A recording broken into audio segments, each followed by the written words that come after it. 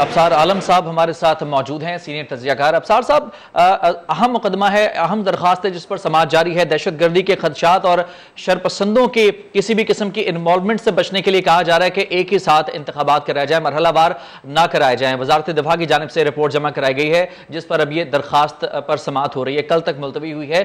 کیا امکانات نظر آ رہے ہیں آپ کو، اور جو موقف اٹھایا جا رہا ہے دونوں جانب سے، دونوں پارٹیز کی جانب سے، کس حد تک آپ اس پر ایگری کرتے ہیں؟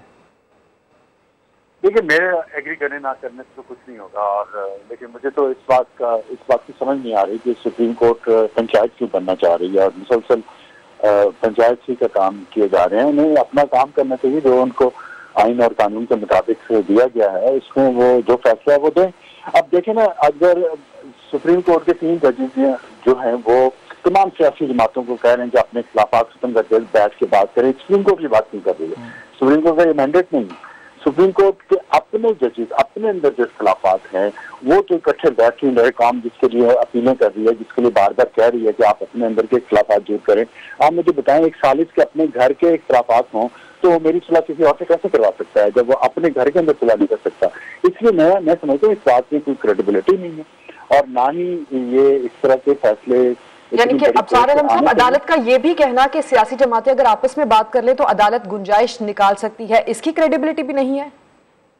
یہ تو اور ایک عجیب بات ہے، مطلب یہاں بارگیننگ ہو رہی ہے کہ ہم قانون کو موڑ لیں گے۔ کوئی گنجائش نکالنے کا کیا مطلب ہے؟ کہ آپ قانون کو موڑ لیں گے، آئین کی شک کو کسی کو موڑ لیں گے؟ کوئی موم کی ناچ ہے کہ جس کو جدھر مرضی دل چاہا تو گنجائش نکال دی؟ اس کا مطلب ہے کہ یہ چیزیں گنجائش تو پھر نکالی جا سکتی ہے نا۔ تو یہ بارگیننگ ہو رہی ہے کہ اگر آپ نہیں یہ کریں گے تو ہم گنجائش نہیں نکالیں گے، اگر آپ یہ کر لیں گے تو ہم گنجائش نکالیں گے۔ یہ وہی بالکل بات ہے کہ اگر آپ میری مرضی کے ججز کو لے آئیں گے تو ہم آپ کو اس کے بدلے میں یہ دے دیں گے، اور اگر آپ میری مرضی کے ججز کو سپریم کورٹ نہیں لائیں گے تو ہم آپ کے خلاف یہ فیصلہ دے دیں گے۔ یہ اس طرح آپ کو اس میں کوئی اخلاقیات، کوئی قانونی پہلو، کوئی آئینی پہلو آپ کو اس میں نظر آتا ہے؟ اگر آپ کو ذاتی زندگی میں کوئی انسان کسی کو کہے کہ آپ میرے لیے یہ کام کریں تو میں آپ کے لیے وہ کام کر دوں گا، یہ تو بارگیننگ ہوئی نا۔ اچھا ابصار عالم صاحب، ایک چھوٹا سا سوال، یہ سارا معاملہ چونکہ آپ کے سامنے ہے، یہ معاملہ سیاسی طور پر زیادہ الجھا ہوا ہے یا آئینی اور قانونی طور پر زیادہ الجھا ہوا ہے؟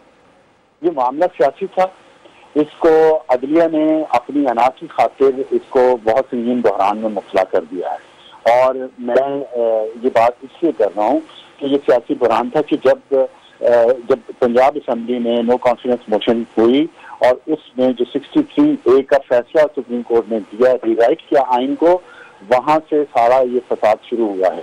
کیونکہ وہ اگر پرویز الہی چیف منسٹر نہ بنتے تو اسمبلی ڈیزالو نہ کرتے، وہ چیف منسٹر بنے ہی اسمبلی ڈیزالو کرنے کے لیے تھے۔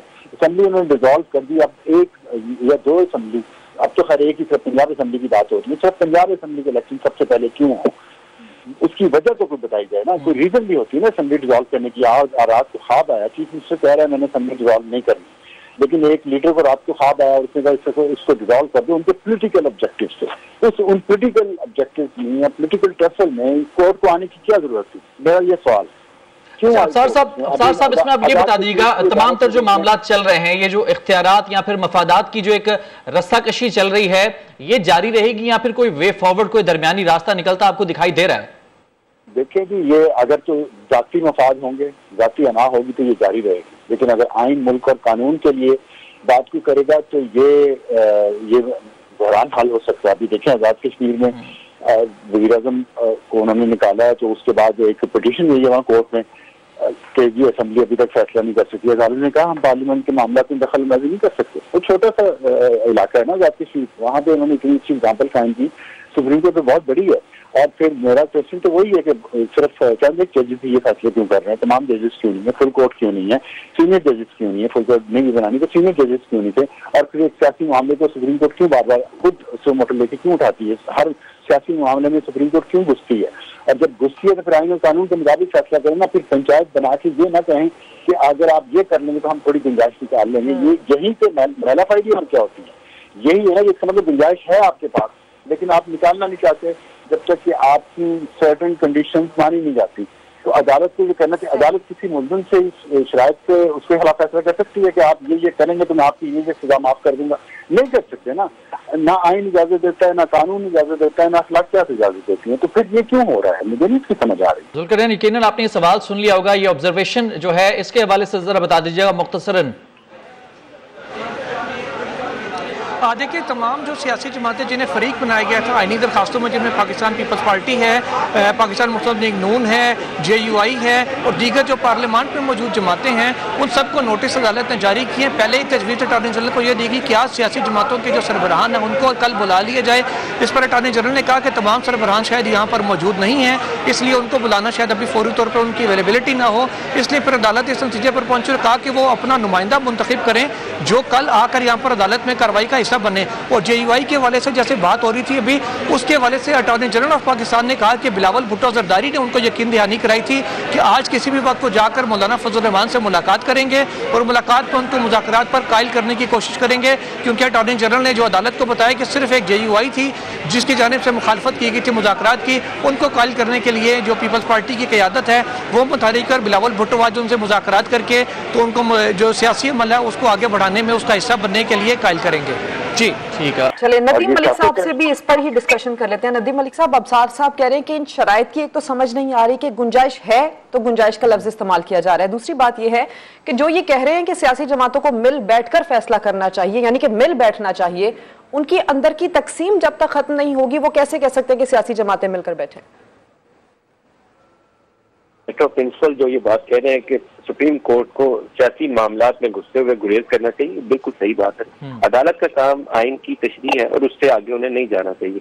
यहाँ गुंजाइश वाला लफ्ज जो है वो वजाहत तलब है, लेकिन वो हमारे आइन के अंदर ही उसकी वजाहत मौजूद भी है। 90 रोज की जो शर्त थी वो 14 अप्रैल को खत्म हो चुकी है। 14 अप्रैल के बाद जितने दिन आप गुजार रहे हैं वो आप वायलेशन में है उस शिक की, 90 रोज की जहाँ कदगा नायद होती है। लेकिन इसी आइन के अंदर प्रोविजन मौजूद है कि किसी नागजीर वजूहात की बिना पर अगर किसी आइन की शिक के ऊपर आप अमल दरामद नहीं कर सकते तो वो बिजाते खुद वो अमल गैर आइनी करार नहीं दिया जा सकता। बुनियादी तौर पर सुप्रीम कोर्ट अपनी मोहर के साथ उस गैर आइनी अमल को आइनी बनाने की कोशिश कर रही है, लेकिन अपनी मर्जी बनवाना चाहती है। जो मिस्टेक ये हो रही है कि उस पोलिटिकल प्रोसेस को चलने दें। वो पोलिटिकल जमातें जब आपके पास आएंगे, हम 90 रोज में तो नहीं करवा सके, लेकिन अब हम जाके जून में करवाने लगे या जुलाई में करवाने लगे या सितंबर में करवाने लगे, तो फिर अदालत उस चीज को रेगुलराइज कर देगी अपनी मोहर के साथ कि ठीक है ये वजूहात थी, इकॉनमी के बड़े मसाइल थे, सिक्योरिटी की सिचुएशन थी, इस वजह से ये 14 अप्रैल को तो नहीं हो सके, लेकिन ये 30 जून को होने लगे। वो वाली गुंजाइश है, लेकिन अदालत अपनी मर्जी क्यों डिक्टेट कर रही है ये मैं समझने से काफिर हूँ। ये पोलिटिकल मसला था, पोलिटिकल डिस्प्यूट है। 90 रोज की शर्त आइन के अंदर लिखी हुई है, एक ग्रुप भाग रहा है हुक्मरान जमात, एक सियासी जमात ने संज्ञा तोड़ के उसको वक्त से पहले करवाने की कोशिश की, तो सियासी जमातों को किसी तस्वीर पे आने दें, वो हल लेकर आपके पास है, फिर आप अपनी मोहर लगा के उसको रेगुलराइज कर दें। अगर आप कहेंगे कि इलेक्शन शेड्यूल ये है कि आप 2 अप्रैल तक दरखास्तें दें, 9 को ये कर लें, 10 को ये कर लें, 14 को वोट डाल दें, तो ये आपकी डोमेन नहीं है। आपने अपनी डोमेन से बाहर निकल कर खेलने की कोशिश की, इसीलिए दूसरी जमात ने भी कोई ऐसे रास्ते ढूंढे कि अदालत उन्होंने जाके असम्बली से बिल पास करवा दिया कि हम फंड ही नहीं देते। तो इस तरह की चीजें जब आप करेंगे तो फिर दूसरा भी जवाबी कार्रवाई करेगा, तो करना ही नहीं चाहिए। अपनी डोमेन में रह के करें, और जिनकी डोमेन ये थी कि आइन और कानून की बात कर देते, उसके आगे बाहर ना निकलते। बिल्कुल, मजमूई तौर पर देखा जाए तो हुकूमत की जानिब से, इलेक्शन कमीशन की जानिब से जो इंतखाबात के मुमकिनात हैं उनकी नफ़ी की जा रही है। फिर मुल्क में डायलॉग की बात की जा रही है, मिलकर बैठकर इस तमाम मामले का कोई दरमियानी रास्ता निकालने की बात की जा रही है। समाज जो है ये अब कल सुबह 11:30 बजे तक मुलतवी कर दी गई है। इस पर डिस्कशन का सिलसिला जारी रहेगा। हमारे साथ senior anchor person Nadeem Malik, Ayesha बख्श और हमारे नुमाइंदे शहजाद अली और अब्सार आलम साहब मौजूद थे। आप तमाम हजरात का बहुत शुक्रिया।